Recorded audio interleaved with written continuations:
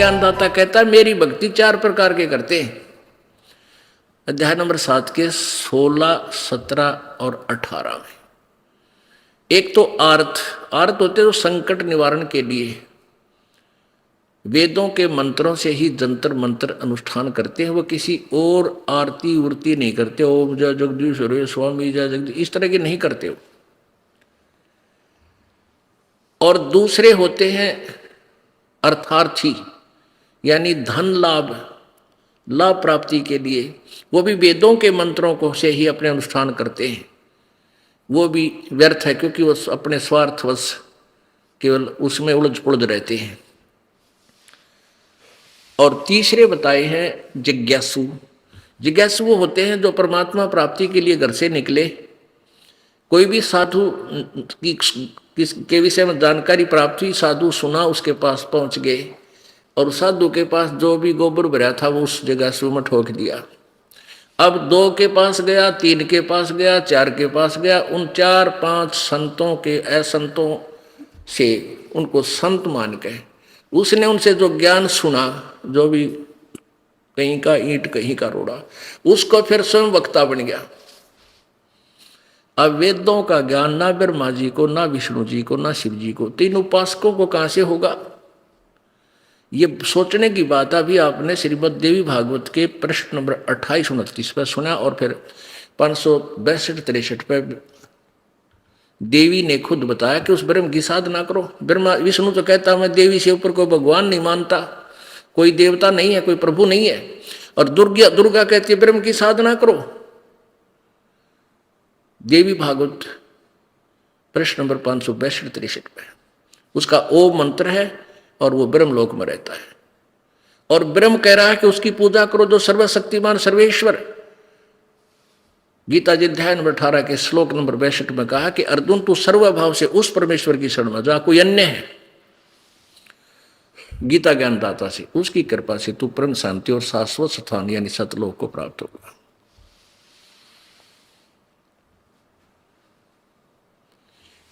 अब इससे क्या हुआ? वो जिज्ञासु कौन था? वो जिज्ञासु ने जैसे भी वो नकली सकली संत मिले, जो भी उन्होंने वेदों के बारे में जानकारी उल्ट सुलट दी, वह ग्रहण कर ली और खुद वक्ता बन गया और चेले बनाने लग गया। अब गीता ज्ञानदाता कहता वो भी मेरे लिए रिजेक्टेड है, वो अच्छा आदमी नहीं, वो भी अपने जीवन व्यर्थ कर रहा है। और चौथे पर है वो ज्ञानी आत्मा। ज्ञानी आत्मा कौन बताई? जिनको ये पता चला कि मनुष्य जीवन बार बार नहीं मिलता, इसका मूल उद्देश्य ही परमात्मा प्राप्ति है, नथिंग एल्स। और ये भी उनको वेदों में से ज्ञान हुआ कि एक पूर्ण परमात्मा की भक्ति करने से ही पूर्ण मोक्ष होगा और किसी भी साधना से जीव का मोक्ष नहीं हो सकता। जैसे गीता जी में आपने पढ़ा, गीता ज्ञानदाता ब्रह्म भी कह रहा है मेरी भी जन्म मृत्यु होती है, तेरी भी होगी। मेरे की भक्ति करने वाला ब्रह्मलोक में जाएगा। फिर ब्रह्मलोक के विषय में लिखा 8वें अध्याय के 16वें श्लोक में गीता जी में, ब्रह्मलोक तक भी सारे फिर नासवान है। इसलिए कहा कि अविनाशी तो उसको जान, दूसरे अध्याय के 17वें श्लोक में, जिसके मारने को कोई भी समर्थ नहीं है। और 15वें अध्याय के 17वें श्लोक में कि वो वास्तव में अविनाशी है। और 18वें अध्याय के 62वें श्लोक में कहा कि अर्जुन तू सर्वभाव से उस परमेश्वर की शरण में जा जिसकी कृपा से तू परम शांति और सनातन परम धाम यानी सतलोक को प्राप्त होगा।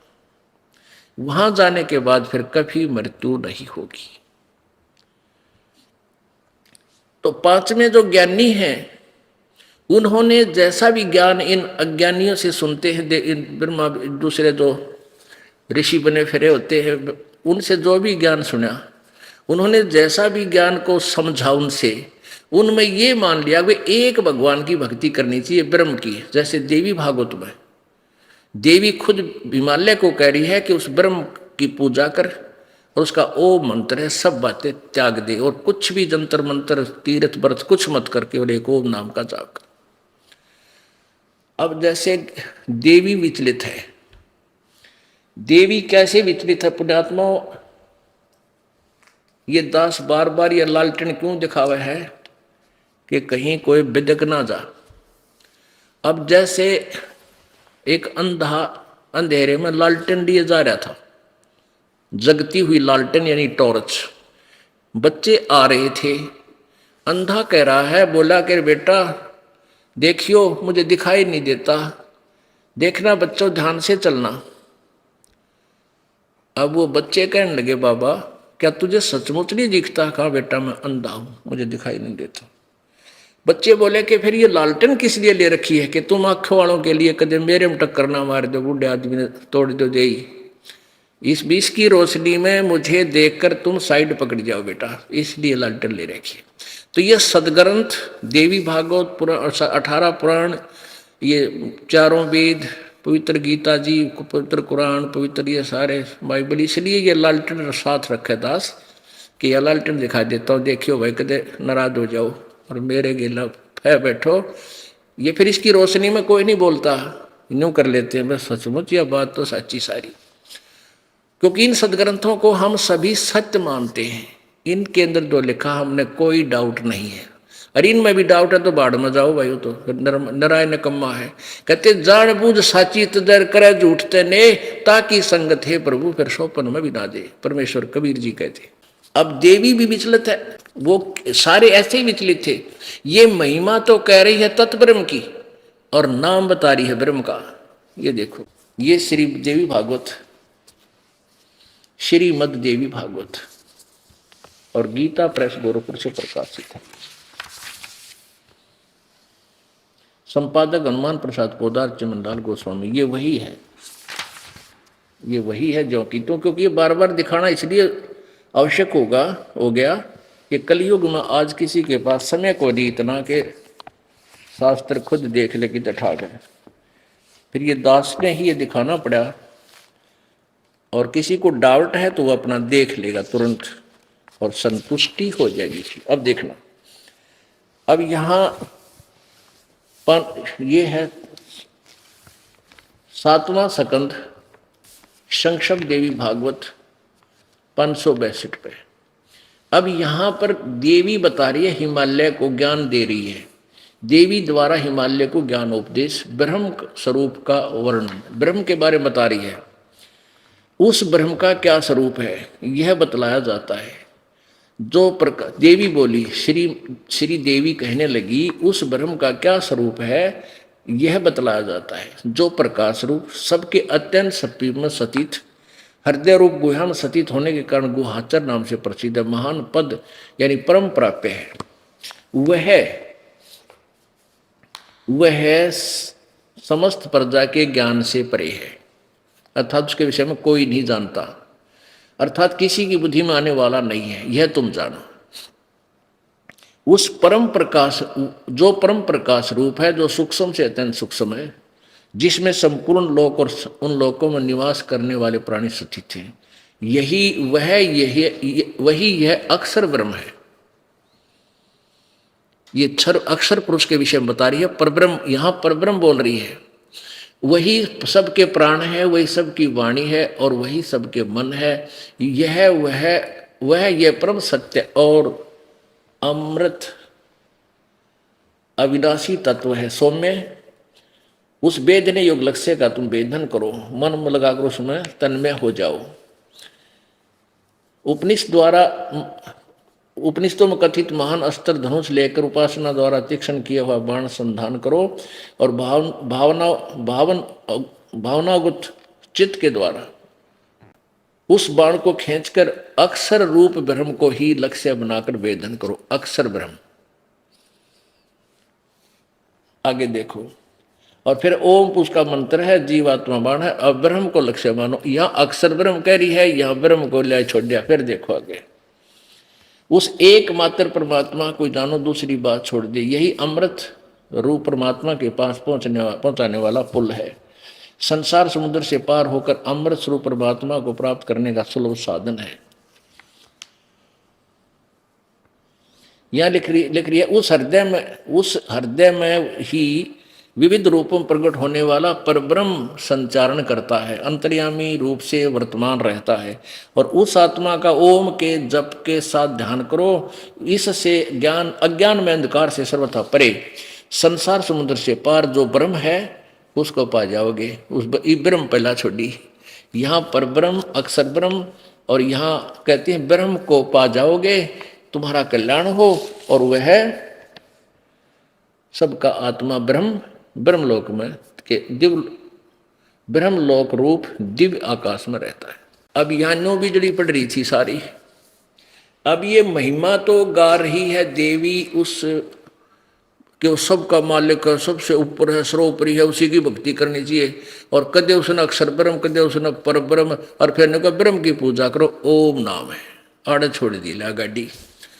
अब पुण्यात्माओं ये न्यो विचलित हो गए। वो ज्ञानी आत्मा चाले थे भगवान प्राप्ति, उन्होंने जैसा भी इन वेदों को जिसने समझा है, उन वेदों के अनुसार जिसने जैसा भी समझाया ज्ञानियों को, उनको ये पता हो गया कि वह एक भगवान की भक्ति करनी चाहिए, न तीर्थ व्रत कोई भी और पूजा नहीं करनी, जैसा भी देवी ने स्वयं बताया। और न ही इन पूजा के विषय में किसी वेद में अन्य उपासना जो हम करते हैं लोक वेद के आधार पर, और न ही गीता जी में कहीं वर्णन नहीं। गीता जी में सिर्फ ये कहा मेरा एक ओम मंत्र है, नथिंग एल्स, और उस परम अक्षर ब्रह्म का है ओम तत्सत। ओम ब्रह्म का है सीधा मंत्र, और तत्सत सांकेतिक है, ये तत् परब्रह्म का, और सत ये परम अक्षर ब्रह्म का मंत्र है। ये दास बताएगा, इस पृथ्वी पर किसी के पास ये मंत्र नहीं है, और इसके बिना मोक्ष नहीं हो सकता। अगर किसी इस दास से ये मंत्र प्राप्त करके कोई दान करने लग जाएगा, वो अधिकारी नहीं है, वो नकली पासपोर्ट बना रहा है, वो फिर वहां पकड़े जाएंगे, दोनों बनाने वाला भी और बनवाने वाला भी, दोनों पिटेंगे भगवान के दरबार में। वो झूठे गुरु हैं जो ऐसा नकली नाम खुद देने लग जाएंगे। अब क्या स्पष्ट हुआ? 7वें अध्याय के 18वें श्लोक में यूं कहा है कि अर्जुन, ये ज्ञानी आत्मा मुझे, 17वें में कहा ज्ञानी आत्मा मुझे पसंद है और ज्ञानियों को मैं, क्योंकि उनको ये ज्ञान हो गया कि भगवान की प्राप्ति के लिए मनुष्य जीवन मिला है, उस परमात्मा एक की भक्ति करने, उसका ओम नाम है, दैट्स ऑल। अब वो उस पूर्ण परमात्मा का मंत्र ओम मान कर लागेगी जाप करना। ओए होए। और फिर क्या हुआ? 17वें अध्याय के 7वें अध्याय के 18वें श्लोक में कहा कि ये ज्ञानी आत्मा है तो उदार अच्छी आत्मा है, लेकिन ये मेरे वाली अनुत्तम घटिया गति में आश्रित है। ओहो, अपने आत्मा देखो, इन अनुवादकर्ताओं ने किसा जुल्म कर रखा है। अनुत्तम का अर्थ सर्वश्रेष्ठ लिख रखा है। अरे उत्तम माने बढ़िया, अनुत्तम माने घटिया, अश्रेष्ठ। आप 4ठी कक्षा के बालक ने पूछ लो, वो बता देगा। इनको ज्ञान तो था नहीं, इन्होंने ब्रह्म इस कृष्ण जी को सर्वोपरि पावर मान रखी थी, और ये सोच कर अनुवाद कर दिया कि श्री कृष्ण जी अपनी साधना को अनुत्तम क्यों कह रहे हैं। अब बताएंगे, वो श्री कृष्ण जी नहीं बोल रहे थे, उसमें वो काल बोल रहा था। और ब्रह्म की साधना करने वाले भी कैसे जाल में फंसे रहे, जीवन नष्ट करके, ये भी अनुत्तम है, ये साधना पूर्ण मोक्षदायक नहीं है। अब पहले ये दिखाते हैं अनुत्तम शब्द की व्याख्या। श्रीमद् भगवत गीता अध्याय नंबर ये 7 ही चल रहा है, अध्याय नंबर 7 का।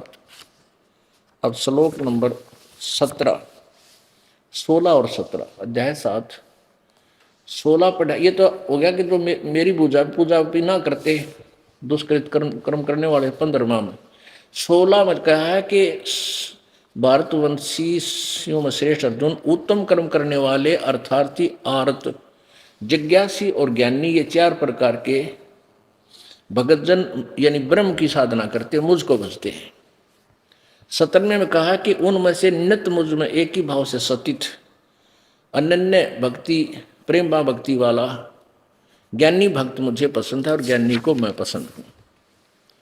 अति उत्तम है, क्योंकि वह मुझको तत्व से जानने वाला, ज्ञानी को मैं अत्यंत प्रिय हूँ, और वह ज्ञानी मुझे प्रिय है, क्योंकि वो कहता है मेरी पूजा करता है इसलिए मुझे प्रिय। 18वें में कमाल कर दिया, उदारा सर्वे एव एते ज्ञानी तु आत्मा एव मे मतम, मेरे विचार में। गीता ज्ञानदाता कहता है ये सभी ज्ञानी आत्मा है तो उदार नेक है, आस्तित सही युक्त आत्मा माम एव अनुतमाम गतिम। वो सभी अच्छी अच्छी आत्मा तो है, लेकिन वो माम एवं मेरे वाली ही अनुत्तम गति में आश्रित है। युक्तात्मा भली भगवान की भक्ति करने वाली आस्थित है, सही युक्तात्मा माम एवं अनुत्तमाम गतिम। इन्होंने अनुत्तम का अर्थ लिख दिया अति उत्तम गति स्वरूप में मुझ में श्रेष्ठ है, अड़ा बट्ठा बैठा दिया, जबकि ये लिखना था। अब इसका अब जो प्रसंग चल रहा है, अब प्रसंग चल रहा है कि गीता ज्ञानदाता किसी और भगवान के बारे में साधना के लिए प्रेरित कर रहा है और अपनी साधना को अन्य ब्रह्मा विष्णु महेश की पूजाओं से अच्छी बताता हुआ फिर भी अपने को अनुत्तम कहता है।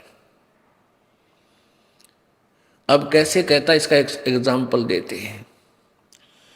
एक चुनक नाम के ऋषि थे, उस ज्ञानी आत्मा में विवेक हुआ कि भी भगवान प्राप्ति के लिए मनुष्य शरीर प्राप्त हुआ। वो संतों ऋषियों के पास गया, उन्होंने यही ज्ञान दिया, भाई परमात्मा मोक्ष चाहता है तो केवल एक पूर्ण परमात्मा की भक्ति कर, उसका ओम नाम है। और जैसे ब्रह्मा जी जब कमल के फूल पर प्रकट हुए, उस समय इस काल ने आकाशवाणी की ब्रह्म ने कि तप करो तप करो। 1000 वर्ष तक ब्रह्मा ने तप किया। तो ब्रह्मा जी ने विष्णु और शिव को बताया, फिर सारे ऋषियों को बताया कि ये आकाशवाणी मैंने सुनी पूर्ण परमात्मा की। वो बोल रहा था काल। और फिर उसके बाद क्या हुआ कि पूर्ण परमेश्वर ने ये 5 वेद श्री इसमें काल भगवान में फीड कर दिए, इसको प्रेरित किया। फिर इसने 4 तो निकाल दिए, 4 वेद तो प्रकट कर दिए जो ब्रह्मा ने मिले, ब्रह्मा जी को मिले, और 5वां वेद नष्ट कर दिया जो कबीर परमेश्वर ने स्वयं आकर बताना पड़ा, जो कबीर वाणी है, सच्चिदानंद घन की वाणी है। तो ब्रह्मा जी ने वेद तो 5-6 मिले, पहले वो आकाशवाणी सुन ली। अब वेदों का ज्ञान, उसमें ओम मंत्र और आकाशवाणी तप करो, ये परमात्मा की और वाणी मान के इन दोनों की खिचड़ी बना ली। ओम नाम का जाप करें और हठ योग तप करने लगे सारे। ये काल का जाल है, तपस्या करने वाला कभी सफल नहीं हो सकता। इसलिए परमेश्वर कबीर जी ने कहा कि सहज समाज लग बतावे, सो सतगुरु मन भावे। सहज समाधि है, काम करते करते भगवान के सिमरण में ध्यान रखे, that is meditation of the saints. ये हमारे भगवान संतों का ध्यान है, ये मेडिटेशन है। हठ योग कर 2-2 घंटे बैठा रहा, ये नहीं, या 20-20 हजार लाख वर्ष बैठ गए, उनने कुछ ना पाया, आखिर में ये गड़गे उल्टे सुलटे कर इनसे नहीं। तो उस टोनक ऋषि ने इसी खिचड़ी ज्ञान के आधार से ओम नाम का जाप शुरू किया, फिर हठ योग करने लग गया, हजारों वर्षों तक तप किया। तो उसमें फिर ये सिद्धि आ गई, ये एटम बम बन जाते हैं, सिद्धि प्राप्त कर लेते हैं तपस्वी।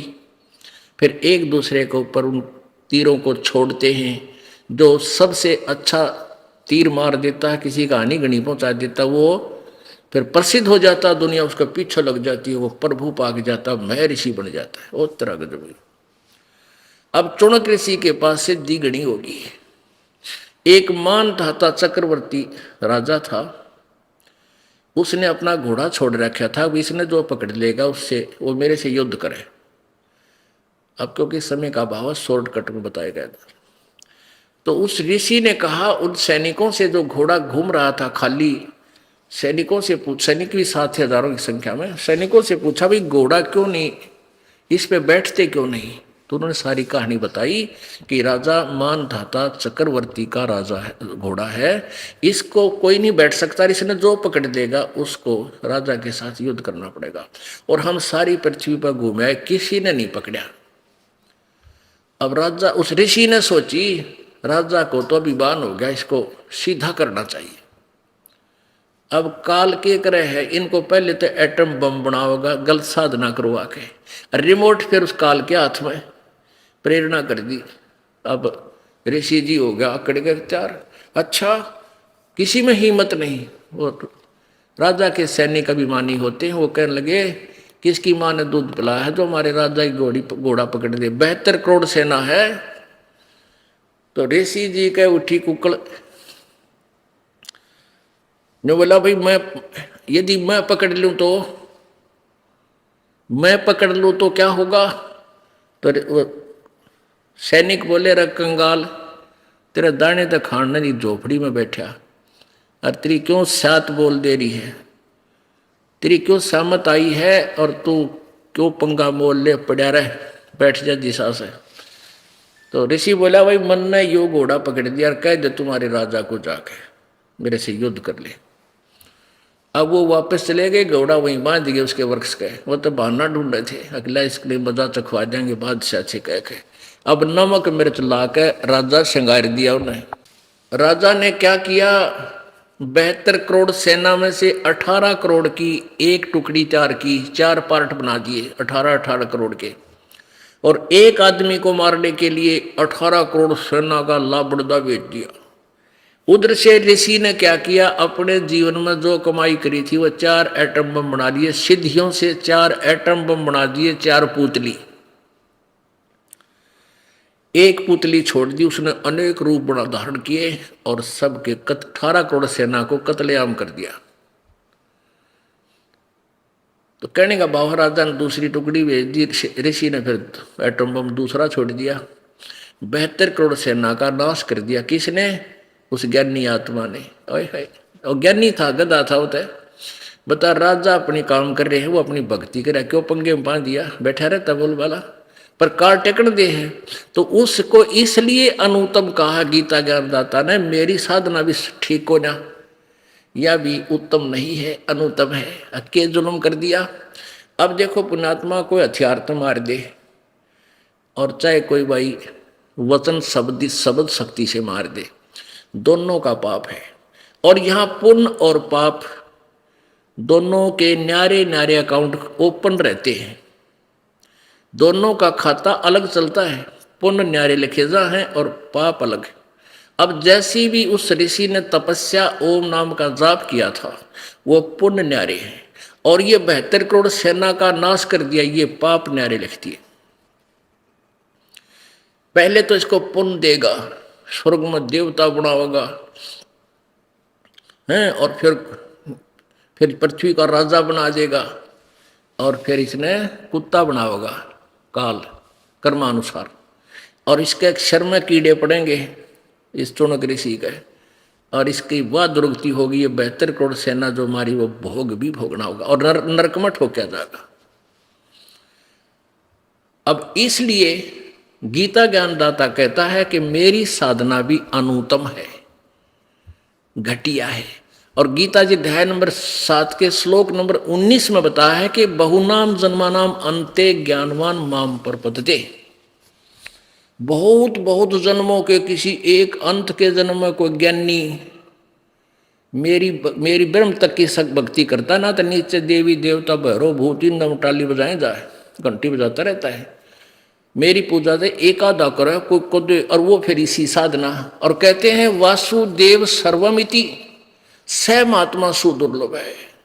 ये बताने वाला कि वो वासुदेव, वो सर्वशक्ति भगवान, सबका मालिक, सब पर जिसका कंट्रोल है, वो वासुदेव, वो महात्मा। ये बताने वाला कि ये नहीं, ना ब्रह्म पूजा के योग्य है जिसे पूर्ण मोक्ष नहीं हो सकता, ना ब्रह्मा विष्णु महेश से मोक्ष हो सकता, ना परब्रह्म से हो सकता। परम अक्षर ब्रह्म उस वासुदेव से, वही पूजा के योग्य है, वही पूर्ण मोक्षदायक है, वही पाप नाशक है, और वही अविनाशी है। ये बताने वाला संत तो बड़ी मुश्किल से मिलेगा, अति दुर्लभ है, सो दुर्लभ है। बहुनाम जन्मानाम अंते, ये देखिए 7वां अध्याय का ये 18वां तो आपने पढ़ लिया।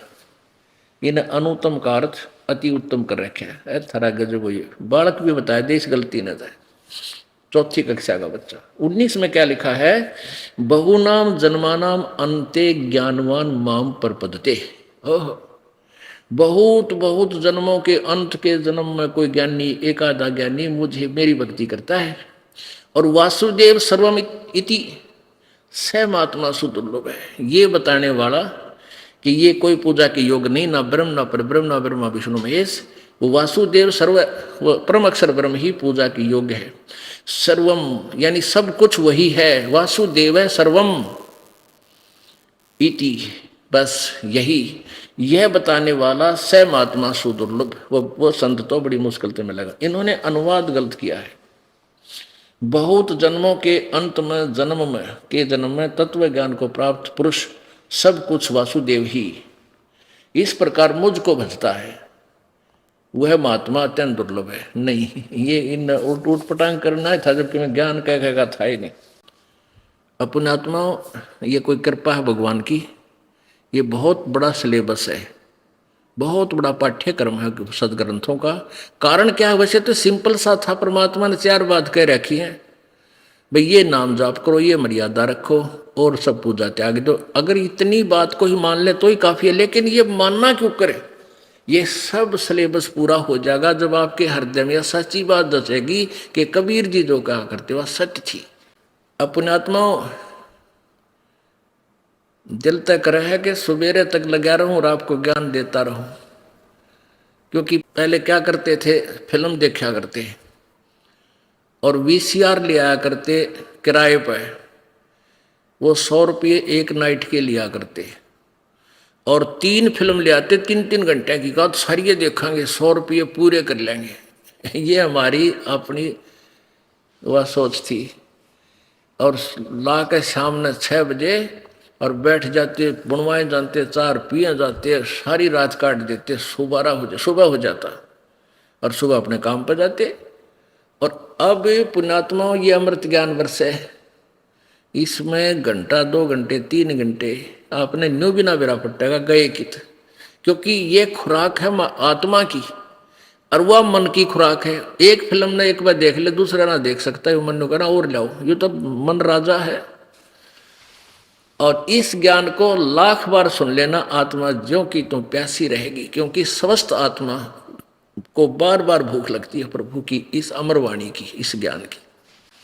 अब यहाँ प्रसंग चल रहा है पुण्यात्मा, देखो ये सर्दी का मौसम और रजाई आपके पास रखी है, ना गर्मी है ना सर्दी है, ये बसंत का मौसम। अब पुण्यात्माओं जैसे कोई सफर में आते हैं वक्त अपने काम वश, चल यहाँ तो आते हैं, उनको तो पुण्य मिलता है उस दुख का। जैसे अपने कोई कार्यवश पेट के लिए कोई जाता है कहीं धंधा करने के लिए और ट्रेन में चढ़ जाता है, एक पैर पे खड़ा हो जाता है, इतनी भीड़ होती है और 12-12 घंटे कदे उस पैर न रख ले, कदे उसे न ठा ले, और कति की तो चस्कन ने भी जगह कोई ना, कि तब पेशाब करें उसमें वह भी जगह कोई नहीं, और वो भी टाइम पास करते हैं। वो तो हमारा एक मजबूरी, और यहाँ परमात्मा की दया है, खा के देसी घी का माल और बैठ के भगवान की वाणी सुनो खातिर बता, बिछे बिछाए मैट, इतना तो बटेऊ की भी ना वो जो सेवा हो जितनी आपकी प्यारी आत्माओं की परमात्मा हम दासों से करवाते हैं, क्योंकि आप इतने प्रिय हो प्रभु को। और फिर ये अमृत सुनान लाग रहे ज्ञान जो ब्रह्मा विष्णु महेश देवताओं को भी ना पता था, आप कितनी पुण्यात्मा हो, इसका कोई पैमाना हम लगा नहीं सकते, कितनी अच्छी आत्मा हो। और जो लेट आवेंगे उतनी पछतावेंगे, देख लेना। आज तो वो बने बैठे हैं टीटी पाक रहे हैं, अब ना हमारे गुरु जी से ही बताओ। और जब ये चांदना होगा ना तत्व ज्ञान का, ये सूर्य उदय होगा, जब दिखेगा तो तेरा गजब उम्र गया भाई। यानी 30-30 साल उम्र खो दी जिन बोली आत्माओं ने, उन नकली संतों के पास अब आ रहे हैं और रो रहे हैं बुरी तरह, हे भगवान क्या बनता हमारे इस जीवन का। परमात्मा कबीर जी कहते हैं, तारा मंडल बैठ कर ये चांद बड़ाई खावे, उदय हुआ जब सूरज का ये स्यों तारों छुप जावे। ये नकली ज्ञान, नकली भगवान, इस परमात्मा के यथार्थ ज्ञान का, तत्व ज्ञान का जब सूर्य उदय होगा, ये कितने दिखे भी को नहीं, अपना अच्छे भी ना लगे। तो ये उदय हो रहा है, अब सूर्य उदय हो रहा है ना, तो अभी प्रकाश थोड़ा होता है, और जब ये शिखर में आ जाएगा फिर देखना है क्या बात कही, पूरा विश्व में रोशनी होगी। अब परमात्मा कबीर जी 600 वर्ष पहले यही बताया करते थे, पर कौन समझ में आई? क्यों नहीं आई? क्योंकि नकली गुरुओं ने ये बात आड़े अड़ा दी कि कबीर जी अशिक्षित है, संस्कृत भाषा नहीं जानता, ये वेदों गीता और पुराणों के बारे में नहीं जानता, ये झूठ बोल रहा है, ये ब्रह्मा विष्णु महेश के माता पिता बता रहा है, ये दुल्हा, ये धोखेबाज व्यक्ति है, इसकी बातें मत मानो। और 600 वर्ष पहले उस परमेश्वर ने यही वेदों और गीता का ज्ञान दिया था। क्या बताया था? धर्मदास ये जग बोराना, कोई न जाने पद निर्वाणा। ओहो, निर्वाण पद यानी पूर्ण मोक्ष मार्ग की पद्धति, पूर्ण मोक्ष मार्ग, पद निर्वाण माने पूर्ण मोक्ष मार्ग है। पूर्ण मोक्ष की पद्धति यानी वे ऑफ वर्शिप, पूजा की विधि से कोई परिचित नहीं है। इसलिए मैंने तुझे सृष्टि रचना सुनाई है। अब कल आपको सृष्टि रचना सुनाएंगे, उसी के आंशिक कोड वर्डों में गद्य भाग पद्य भाग सुना रहे हैं परमात्मा की वाणी का। ये वह सच्चिदानंद घन की वाणी है जो गीता जी अध्याय नंबर 4 के श्लोक नंबर 32 में कहा है, ब्रह्मणे मुखे, जो सच्चिदानंद घन की वाणी से मैं लिखा हुआ है। वहां पर अनुवादकर्ताओं ने गलत किया है। गीता जी अध्याय नंबर 4 के श्लोक 32 के में ब्रह्मणे का अर्थ वेद कर दिया इन्होंने, नहीं। गीता जी अध्याय नंबर 17 के श्लोक नंबर 23 में ब्रह्मणे का अर्थ उन्होंने ही लिखा है सच्चिदानंद घन ब्रह्म, यानी गीता ज्ञानदाता से कोई और सर्वशक्तिमान। तो यहाँ ब्रह्मणे का अर्थ भी हमने वही करना पड़ेगा। ये सच्चिदानंद घन की वाणी ये दास बता रहा है, जो परमेश्वर ने स्वयं आकर के बोला था। धर्मदास ये जग बोराना, कोई न जाने पद निर्वाणा। यही कारण मैं कथा पसारा, जग से कहिए वो राम न्यारा। अपनी महिमा आप गावे भगवान, आप आरती आप साजे, आप किंगर आप बाजे, आप ताल झांझनकारा, आप नचे आप देखणारा। अब कौन सुना उस परमेश्वर की समृद्ध ज्ञान ने काल ने सबको मिसगाइड कर रखा है। आप दास बने, आप भगवान बने, आप संत बने, आप ही एक नेक शिष्य बने। महर्षि रामानंद जी के पास ऐसे खड़े हो जाते थे प्रभु जाकर के, वो हमें शिक्षा देते हैं कि गुरु के सम्मुख वचन ना कहे, सो से रहनी गहनी शुक्ल है। यही ज्ञान जग जीव सुनावो, सब जीवों का भरम नसाओ। ये जो मैं बता रहा हूं ये ज्ञान सबको सुना दे और सबका भ्रम नाश कर दे। क्या? अब मैं तुमसे कहूं चिताई, त्रिदेवन की उत्पत्ति भाई। तीनों देवता ब्रह्मा विष्णु महेश की उत्पत्ति बताता हूं कैसे हुई, इनका कैसे जन्म हुआ। तू कह ये अविनाशी है और तुम तेरे पुराण बताओ ये नासवान है। गीता जी श्रीमद देवी भागवत 3 स्कंद पृष्ठ 123 पे खुद विष्णु जी कह रहे हैं कि हमारा तो जन्म और मृत्यु होता है, हम अविनाशी नहीं है और तू हमारी माता है। अब मैं तुमसे कहूं चिताई, त्रिदेवन की उत्पत्ति भाई। कुछ संक्षेप कहूं गहुराई, सब संशय तुमरे मिट जाई। भरम गए जग वेद पुराना, आदि राम का भेद न जाना। उस आदि राम के बारे में कोई नहीं जानते। राम राम सब जगत बखाने, आदि राम कोई बिरला जाने। उस परम अक्षर ब्रह्म को तो कोई बिरला ही जानता है, और उन बिरलों में तो वो आप पे थे भगवान जान दिए और था कोई ना। एक समय ये दास अपने कुछ भक्तों को उसके साथ कबीर परमात्मा के वो मुख्य स्थान देखने चल पड़े। तो हम बांधवगढ़ गए, बांधवगढ़ से फिर हम कबीर वट देखा भरूच के पास गुजरात में। फिर गुजरात में भी हम गए वहाँ जामनगर में। जामनगर में एक भगत संत बैठा, वहाँ का संचालक, वहाँ मॉडर्न टाइप का आदमी वो। उससे हमारे भक्तों ने प्रश्न किया कि महाराज जी कबीर साहिब की का प्रचार क्यों नहीं हो रहा, क्या कारण है? वो कहता मैं कर रहा हूँ प्रचार, देख इंटरनेट पे। मैंने सब ये चित्र फीड कर रखे हैं, कबीर साहब के उन चित्र बना रखे थे लीलाओं के। और देखो सबसे पहले हमारा ही वेबसाइट है, वो दिखाया उसने, वो खोला, देख तो वो हमारा सेवक बोला जी देखें आज कितने देख रहे हैं अपने इस नेटवर्क नाप के ने। उसमें देखा तो एक आदमी देख रहा था, वो बोला एक देख रहा है, तो हमारे भगत बोले यू तेरे वाला खुल रहा है, यू ये दिखा तने एक है और नहीं इसने कोई देखता तेरे वाले ने। तो कहने का भाव ये है कि वो बिरले संतों में तो परमात्मा कबीर जी ही एक थे जो अपने ही विषय में बताने आए थे। राम राम सब जगत बखाने, आदि राम कोई बिरला जाने। साहब साहब सब कहे हैं, लेकिन उस आदि साहब सबसे पहले वाले सनातन परमात्मा को यानी पूर्ण ब्रह्म को कोई बिरला जानता है।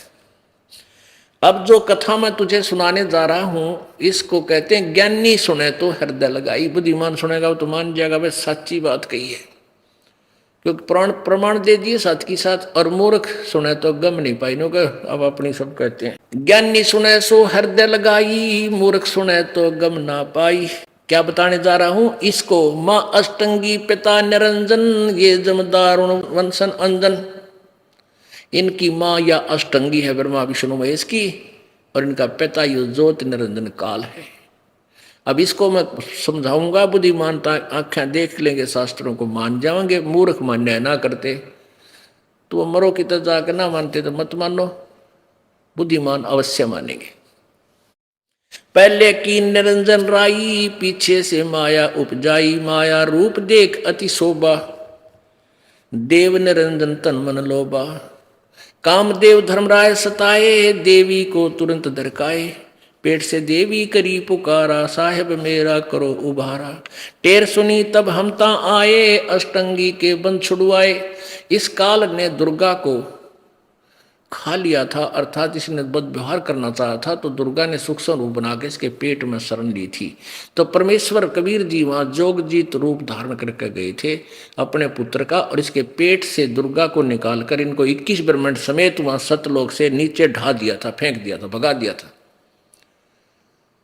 और उस दिन के बाद इसका नाम काल हुआ। 1 लाख मानव श्रीधारी प्राणी खाने का इसको श्राप लगा, 1.25 लाख उत्पन्न करने का इसको ये श्राप लगा।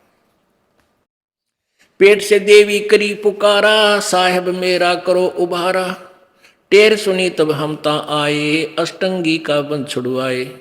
सतलोक में कीन्हा दुराचारी, काल निरंजन दीन्हा निकारी। माया समेत दिया भगाई, 16 शंख कोस दूरी पर आई। 16 शंख कोस सतलोक से ही आ गए, 21 ब्रह्मांड इसके यहाँ चक्कर लगाने लगे। अष्टंगी और काल अब दोई, मंद कर्म से गए बेगोई। धर्मराय को हिकमत की ना, नख रेखा से भग कर लीना। फिर इन्होंने ब्रह्मा विष्णु में दुर्गा और काल ने संतान उत्पत्ति की। धर्मराय की ने भोग विलासा, माया को रही तब आशा। गर्भवती हुई दुर्गा, 3 पुत्र अष्टंगी जाए, ब्रह्मा विष्णु शिव नाम धराए। ओए होए होए, 3 देव विस्तार चलावे, इनमें यो जग धोखा खावे। ये तीनों देवता रजगुण ब्रह्मा सतगुण विष्णु तमगुण शिव जी, ये इस काल के ढूंढमे न चला रहे हैं साजबाज ने, और ये जीव इन्हीं में धोखा खा रहे, इन्हीं की पूजा करके इन्हीं उलझे रहते हैं। 3 लोक अपने सुत दीन्या, सुन निरंजन बादशालीन्या। ये तीनों लोक पृथ्वी पाताल और स्वर्ग देकर ये स्वयं ब्रह्म लोक में जाकर बैठ गया, ये यहीं अपने घूमते रहते हैं। 3 लोग अपने पुत्रों को दीना, सुत मन पुत्र को। 3 लोग अपने सुत दीना, सुन निरंजन बादशालीन्या।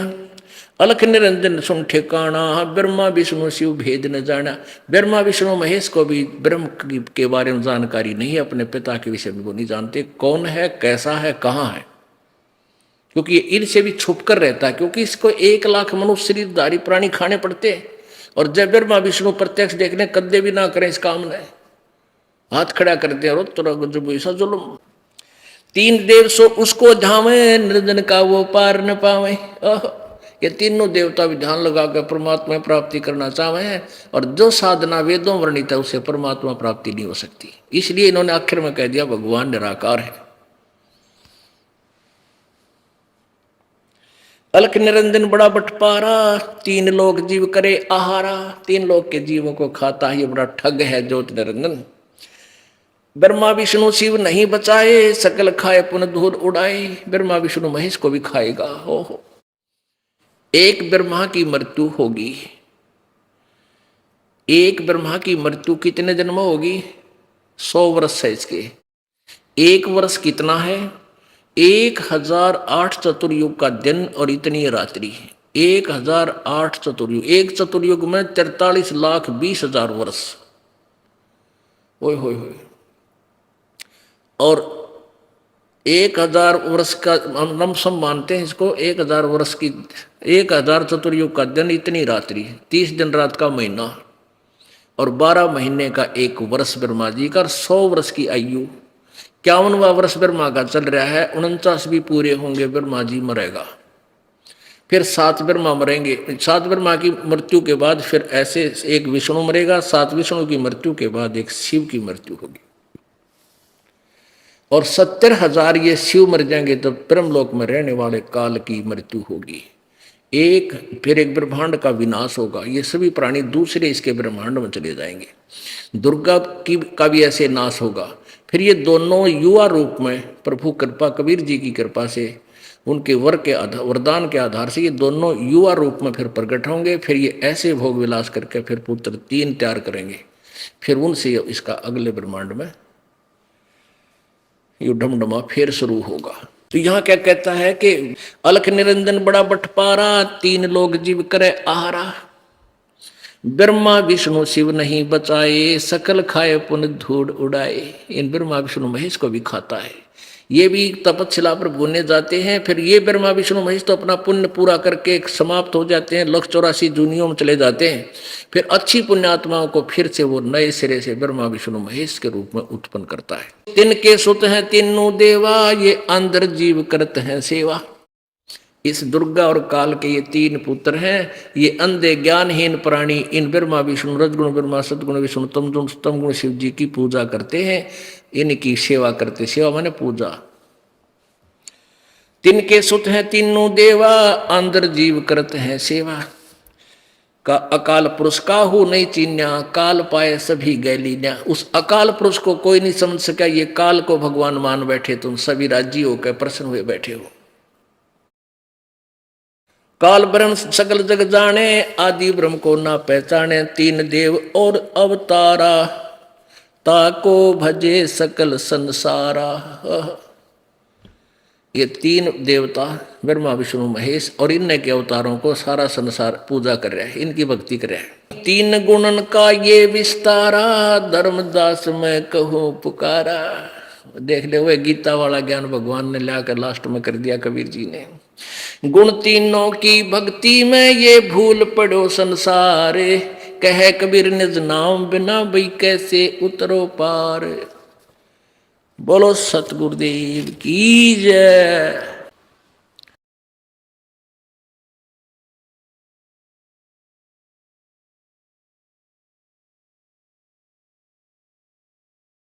आप सुन रहे थे जगत गुरु सतपुरदास संत रामपाल जी महाराज जी के मंगल प्रवचन।